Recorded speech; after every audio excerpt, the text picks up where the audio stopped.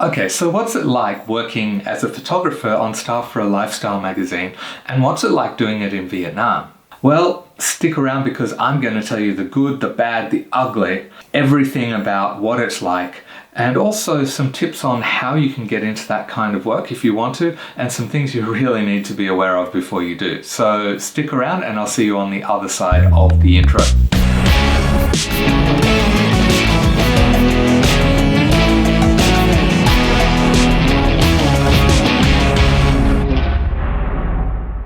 Alright, so I'm going to start with a little bit of history. So I lived in Vietnam from 2013 till the end of 2014, so not a really long time, but for about a year I worked for a magazine called Oi Vietnam, and this is the magazine here. That's my cover. So how did I actually end up working for them? Well, it's actually funny. It started because I left a comment on somebody's blog, and the person whose account I commented on happened to be a member of staff at the magazine. And he knew that they were looking for photographers for the staff and looked through my blog, which had a lot of photos from my time in China and a few from my time in Vietnam. And he said, hey, you interested in a position?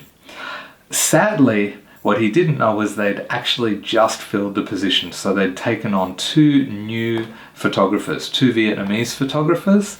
But they said, hey, look, if you're interested, would you want to do an internship with us? Now, this term internship, this is one that you have to be pretty careful with. What it often means is you work for us and we don't pay you anything. Now, what it should be is that they're also giving you training, they're raising you up, giving you experience and teaching you the skills that you're going to need. But in this case, I think it was pretty much, yeah, you're just going to work for us and we're not going to pay you. So I would have not done that. However, I'd worked for a while in photography, but just working pretty much on personal projects, a bit of stock photography, but I never actually had a staff position as a photographer. So I thought, what I can do is if I just absolutely blow them away in, say, the first month or so, what I can then do is if I can really impress them, then I may be able to negotiate with them and get them to take me on to staff and start paying me. Well, thankfully, that's actually what happened.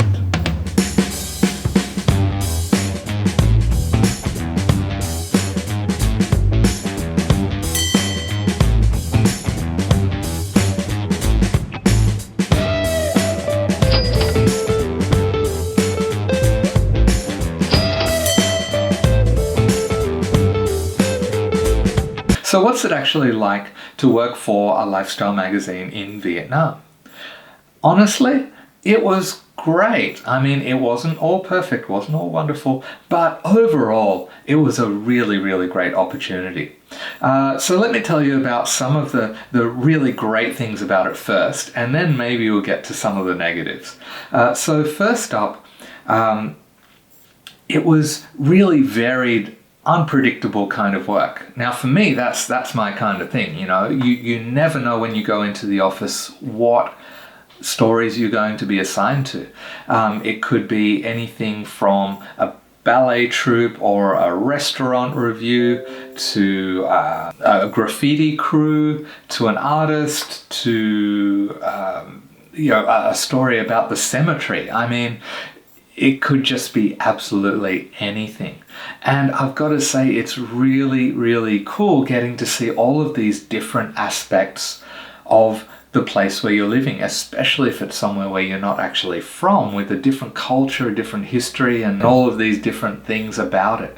So I really got to know Ho Chi Minh City really well over the process of working for the magazine. And I mean, I got to try all kinds of amazing food, because when they had an article about a restaurant, then you'd go there, you'd photograph the food, and then you got to eat the food. And these were some pretty fancy restaurants a lot of the time. Of course, the food wasn't hot. But actually, sometimes the restaurant even reheated the food for me after I'd photographed it. So that was pretty cool. You get to try all these different restaurants. You get to meet really interesting people. I mean, I met all kinds of different people, from fashion designers to graffiti artists to different celebrities. I mean, and also you get to see some things that you might not, even the local people might not even get to see or might not even know about. For example, there was one story where I actually got to go into this room, this building that was restricted access, where they were restoring rarely seen ancient Vietnamese manuscripts. They actually had text from Vietnam that predates the Chinese characters. So, and this is something very, very few people get to see, and I got to see it.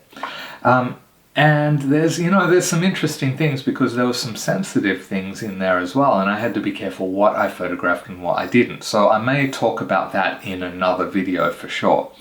But yeah, it's like you get to see all of these different things, and also because it's so varied, not only do you really get to know the city, but you also get to really improve your skills as a photographer, because you're doing all kinds of different photography. You're doing food photography, you're doing events, you're doing fashion photography. I mean, the covers for the magazine is basically fashion photography, and all kinds of different styles. So it was really great, and I grew so much as a photographer during that time. So yeah, overall it was really great. Did I make a lot of money?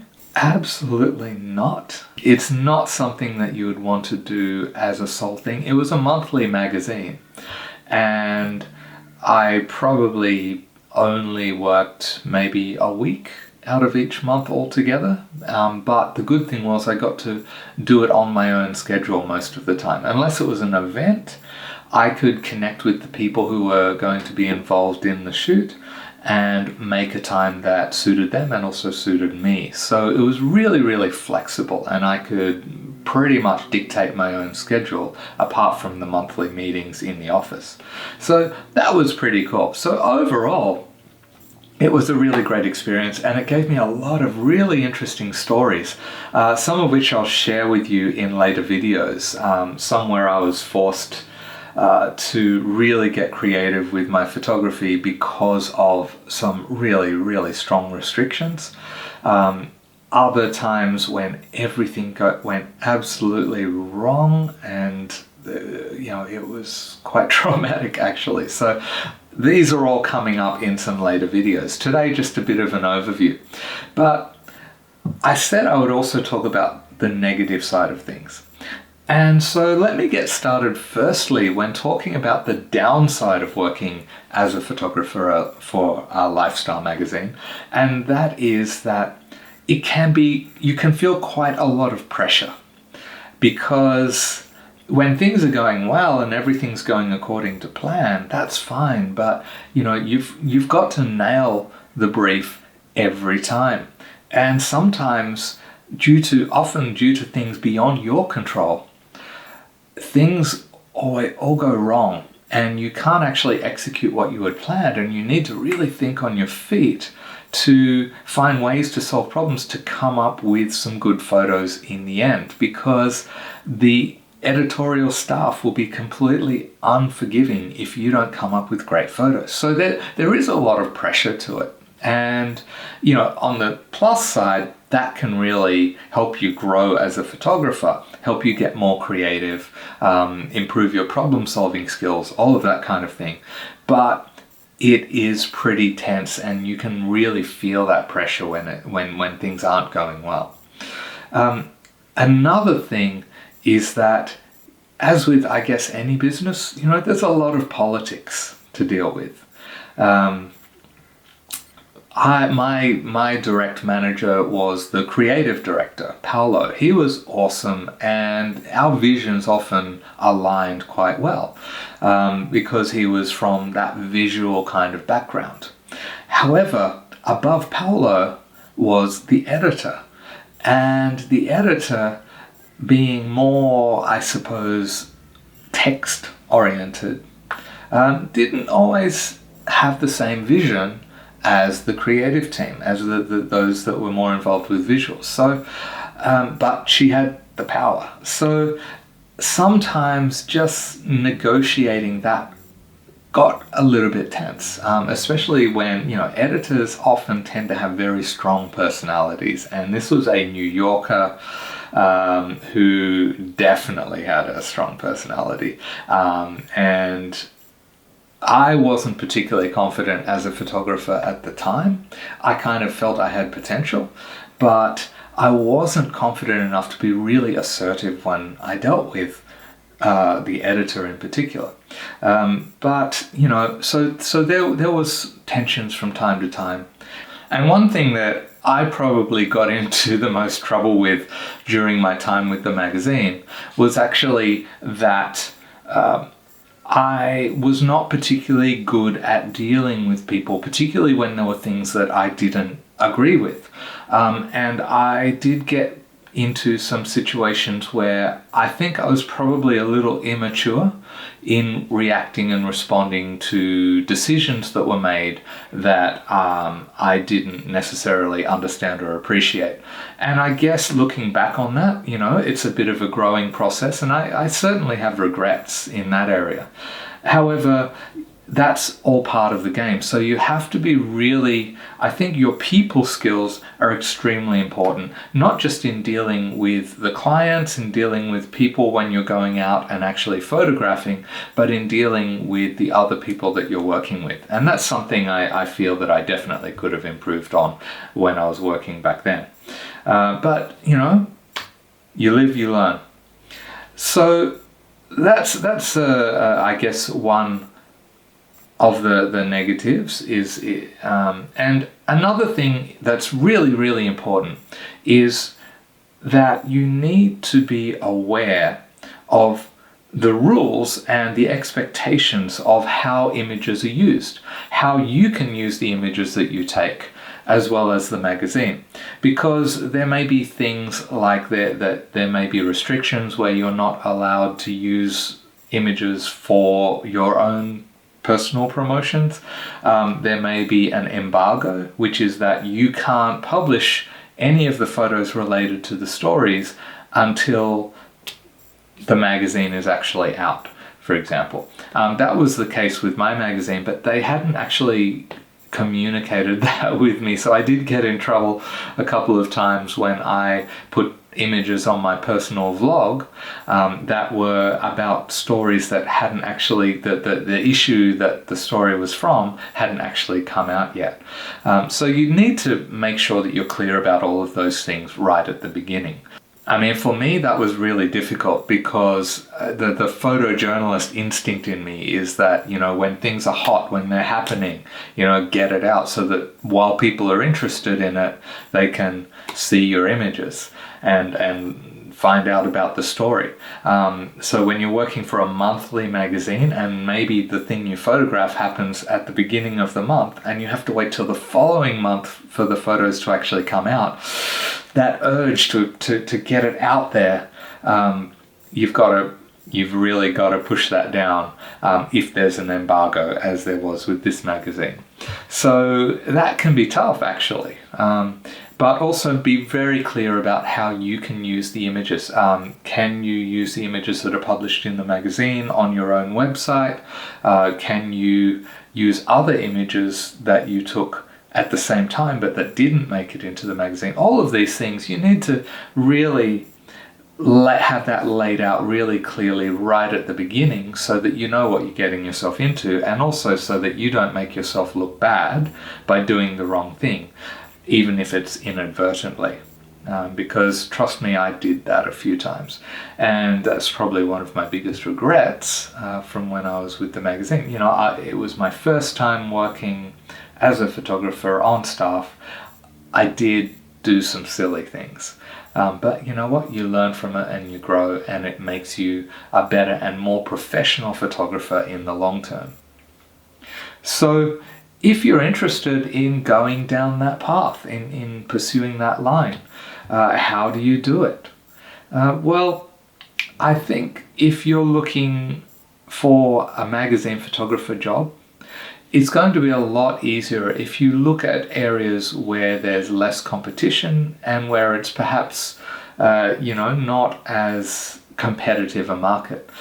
So, in countries like America and Australia and the UK and, really developed countries with really big magazines that are pumping a lot of money into their productions and making a whole lot of money for their business owners, that's probably not where you're likely to get your start. It's good to start with, a smaller publication like I did, somewhere maybe away from that the mainstream, really mass media, countries even. So it might be worth having a look in other countries if there are magazines that are likely to hire you, and if you can make enough money to move to another country and live there while you build up your confidence, your ability, your portfolio, which will then help you get better jobs after that. But speaking of portfolio, it's actually really important that you've got a good, strong portfolio to begin with. See, I got this job because I had some strong images online already, and the guy that worked for the magazine had a look at my blog and saw those really good images and said, hey, this guy would be good for the magazine.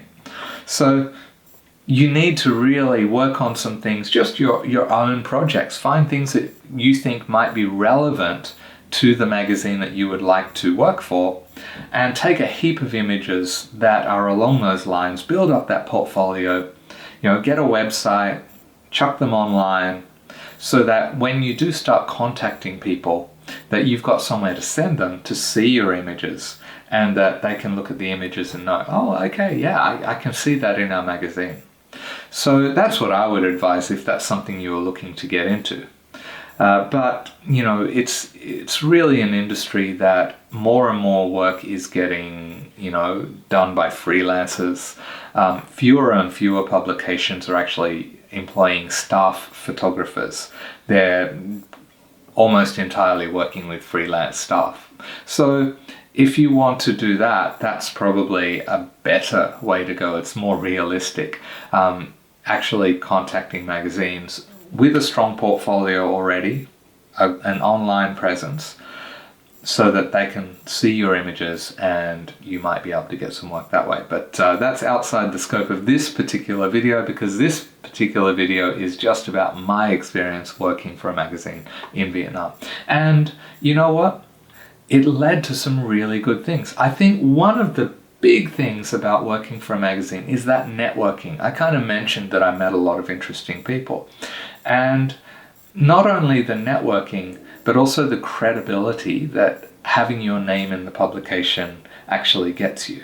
I ended up being commissioned to do a photo book called Saigon Panorama when I was living in Vietnam, and that was largely because I was working for the magazine, and that gave me both the connections and the credibility, that they could see my images, they could see the quality, and that they knew my name. So this is actually it here. So Saigon Panorama, this book would never have happened if I hadn't worked for the magazine. And you know what? Besides all of that, the thrill in seeing your name in the publication and your images in the publication, and that when you introduce people, people know your photos. Honestly, that is it's an awesome thrill. So do I have any regrets about working for that magazine in Vietnam? Absolutely I do. But would I do it again? Absolutely I would. I'd probably just be a little more professional in my interactions with the other staff members, and with how I would make myself more aware of what I can and can't do with the images that I take while working for the magazine. Those things I would do if I went back and did it again. But you know what? Seeing Vietnam, seeing Saigon, I even got put up in a 5-star resort in Nha Trang that it was just the ultimate in luxury for a photo shoot, for a cover shoot that I did. And I mean, those kinds of things, you know, I'd never be able to afford to stay in a place like that, but I got to experience that and do what I love doing. So absolutely I would recommend it as an experience. But yeah, that's probably all I have to say about it, because I think that I've got all of these really interesting individual stories that I'd love to share from my time with the magazine. So I'll definitely be doing individual videos on that, as well as some other things. But yeah, let me know what you'd be interested in finding out, what you'd be interested in seeing. And if you're not subscribing already, obviously do that. And I'm going to end the video. That's it. Thanks for watching, and I will see you in the next one.